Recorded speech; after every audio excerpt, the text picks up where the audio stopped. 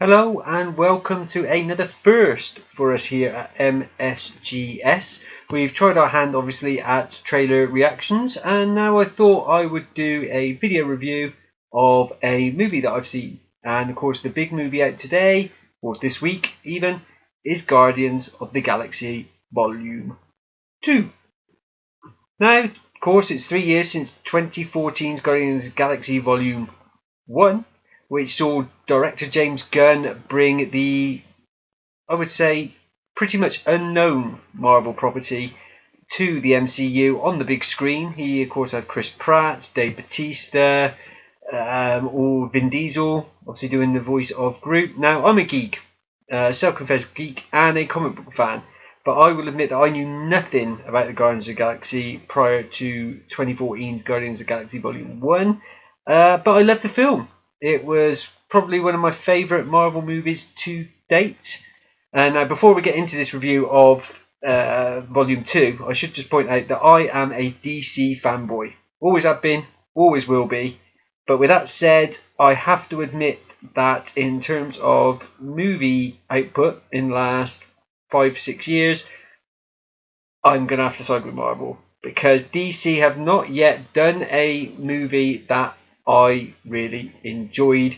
Obviously, there's the Christopher Nolan Batman stuff, love that. But from Man of Steel through to Dawn of Justice and then Suicide Squad, just no, no, no, no, no, no, no, no, no, no, no, no, no, just no.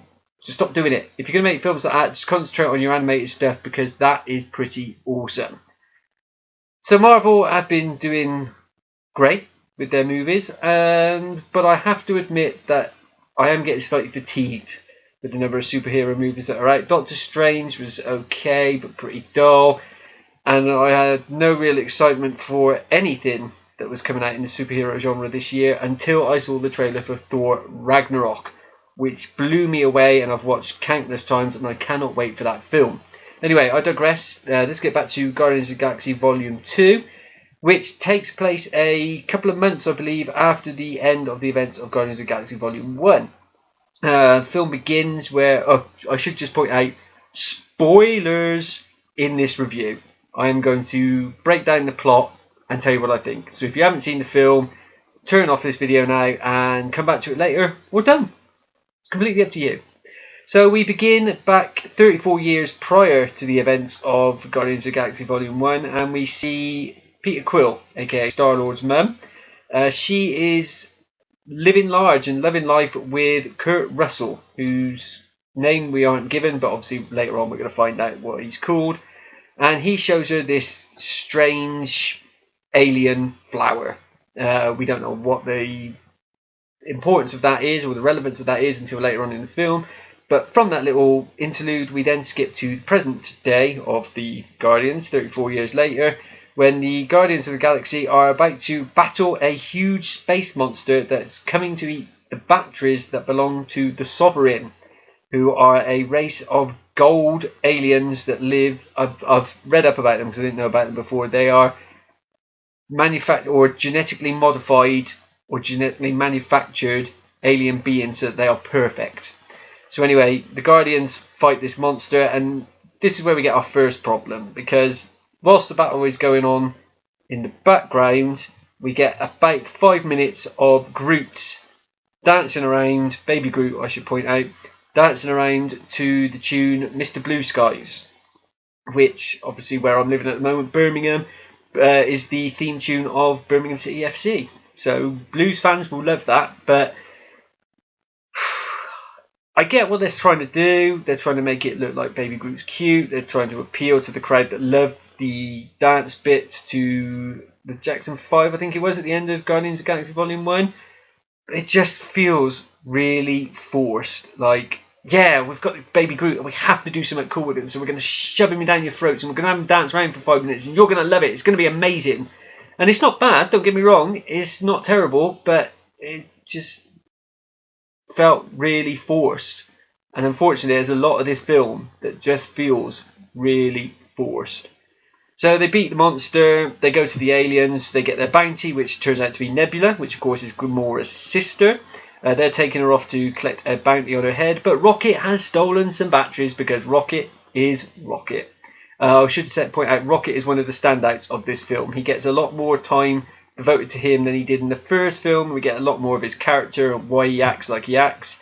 So the Sovereign, they hunt them down. There's a space battle. They end up, the Guardians crash on a planet, and here comes Kurt Russell, who we discover is called Ego, and he has like a female servant by the name of Mantis. He takes Peter Quill, Star-Lord, Gamora, and Drax off to his planet, which turns out to be him, because he's Ego, the living planet. I guess they kind of explain that, but not really. And there is a comedy line that Drax throws out about whether he's got a penis or not. That raised a laugh. But anyway, they leave Rocket and Groot to look after Nebula. Unfortunately, Yondu has been tasked by the Sovereign to capture the Guardians and get back their batteries. Now, I'm not quite sure why the batteries are so important.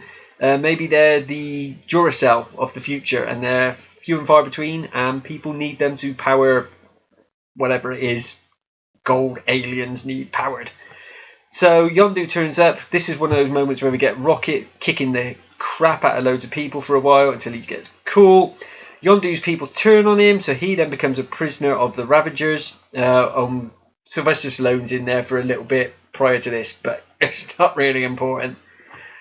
Then we find out, then we have like kind of dual storyline going on. So we have Groot trying to help Rocket and Yondu escape. They escape and they basically kill all the Ravagers, bar one crew member that Yondu thinks is important. And obviously this one crew member helps Yondu escape, so he's like his best friend.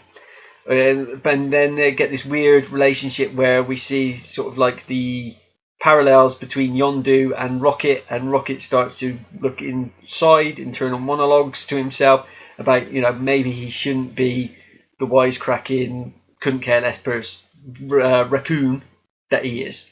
While this is going on, Nebula turns up on the Ego planet. She tries to kill Gamora until they decide that sisters are doing it for themselves and that Thanos is to blame for all their woes, and they kind of forgive each other in a sort of way, which is nice. Nebula's in this film a lot more. The actress, someone Gillian, the first name escapes me now, but she does a lot of growling. Even when she's trying to be like heartfelt, she's like growling all the time. She's like Christian Bale as Batman. She's alright in this film. Is she the best? No. Gamora's underutilized, I will admit. But anyway, back to the story. Turns out that Ego is a bit crazy because he's the villain, and he wants the celestial power, because apparently Peter Quill has this celestial power to take over the entire universe or the entire galaxy and mold it in his own image. He intends to do this by way of the weird alien flower that we saw at the beginning. He's planted those on the planets all throughout the galaxy, and once he starts using the power, this huge massive blob comes out, blue blob thing, starts to engorge the planet that it's on, killing hundreds, thousands, millions, who knows, people in the act of trying to absorb the planet. The Guardians obviously try to stop this. Yondu and Rocket and Groot and Yondu's mate, whose name I forget again, they turn up. By the way, we get Stan Lee's cameo in this film during this period, and it's probably the best Stan Lee cameo we've ever had. Whilst Yondu and Rocket and Groot and co are leaping across space to get to the Ego planet to help save the others, they burst through one particular scene where we see Stan Lee sat talking to the Watchers. Now, if you don't know who the Watchers are, they're kind of like Marvel's galactic. They're not like the police because they don't do anything. They're just like, yeah, we're just going to watch and you can like kill each other all you want. They kind of document everything that's going on in the universe. They watch and they become very sad when bad things are happening. There was a fan theory going back that Stan Lee was actually a Watcher. Marvel poo-pooed it, I think, at the time. Now Marvel are kind of embracing that, although it's not clear whether they're saying that Stan Lee is a Watcher or whether he was just there with the Watchers telling them about his adventures. Either way, they'll try and take credit for it, but personally I think they're just riding the coattails of the fans that came up with this theory in the first place. So everyone's now on the Ego planet, and they battle Ego. Of course they win in the end. Yondu has to give up his life to save Peter Quill, Star-Lord, and at the end we see all the Guardians of the Galaxy together and Rocket looking a bit sad.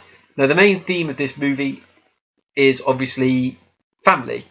So you get the family dynamic of the Guardians together, you get the family dynamic of Yondu with Rocket, you get the family dynamic of Gamora and Nebula, and that's basically the premise of the film. And it's not bad. It is not a bad film by any stretch of the imagination. If you enjoyed Guardians of the Galaxy Volume 1 and you're not a geek and you don't get tied up in all the little details, unlike me, then you will love this film. You know, there's plenty of lip service there, but is it better than Guardians of the Galaxy Volume 1? No, it just isn't. Everything in the original Guardians of the Galaxy was really organic. The comedy, the jokes, the humour, the way the music was put together, the relationship building between them, the team, all felt really organic and it came together really well. In this film, it just feels like they're trying too hard. There's so many jokes in the first 45, 50 minutes of this film. It's like joke after joke after joke. Drax tells a joke and then Peter Quill tells a joke and Rocket does a joke, and stop with the jokes. And the way the Crowbot, for instance, David Hasselhoff gets mentioned in this film about 6 times, well, 5 or 6 times anyway. And after the third time, it's like, please don't mention David Hasselhoff again. Later on, there's a scene where Peter Quill uses his godlike powers to create a giant rock Pac-Man. I guess it was put there, it's supposed to be funny. It ties in with something that was said earlier in the film. It just feels really forced. And to me, it just didn't work as well as everything did in the first film. The other point about Guardians of the Galaxy 2 is that some people will say that Ego is a better villain than Ronan was in the first film. I'm not sure. I still think he was a pretty weak villain, and some of the special effects when they're having this final battle just felt really not that good. And it's like Marvel, other than Loki, have really struggled to come up with a good villain. Are we going to see a good villain in Thor Ragnarok? Don't know. We're going to have to wait and see. But for me, Ego just wasn't that menacing, that threatening. He certainly doesn't come across as menacing or ominous as Thanos does. But obviously we haven't seen much of Thanos yet, so we don't know how that's going to play out in the Avengers Infinity War. So what did I make? Oh, post-credit stings, or during the credit stings, there's 5 in this film, which again is overkill. One of them, I can't remember what it was, but we get the Sovereign in one. They've created Adam Warlock. That's going to tie in later on down the line when there's an Adam Warlock film where he's going to show up somewhere. We get Stan Lee with the Watchers turning their back and walking away from him, and he's like, "You're supposed to give me a lift home," which I guess is kind of funny. You get the crew member whose name I forget, has got Yondu's whistle wand, for want of a better name, and he's trying to learn how to do it, and he whistles and he stabs Drax with it. And the other one that I can remember is Peter Quill goes into the room, and this is obviously a little while down the road because Groot has become sort of like a surly teenager, and he doesn't come out of his room and he leaves mess everywhere, and he's just playing video games, which again I guess is supposed to be funny, but just felt a little bit late. Oh, and the 5th one actually was Sylvester Stallone's character Skatar. Is it Skatar? No, I think it's Skatar. He's getting together his old team, which apparently is supposed to be the original Guardians of the Galaxy. But if you don't know any of your Guardians of the Galaxy history, then you're not going to pick up on that. You're just going to go, Sylvester Stallone putting a team together. What's that all about? So, go and watch this film, without a doubt. Obviously, you probably don't need to now, because if you've read this spoiler review, you've already seen it. So, if you agree with what I've had to say, then by all means put comments down there. If you disagree, by all means put comments down there. You can call me whatever name you like. You can say that I have no clue what I'm talking about, or you can tell me just how much you enjoyed it. Until next time, I don't know if I'll ever do one of these again. Depends on how much hate I get. Until then, though, keep it geek.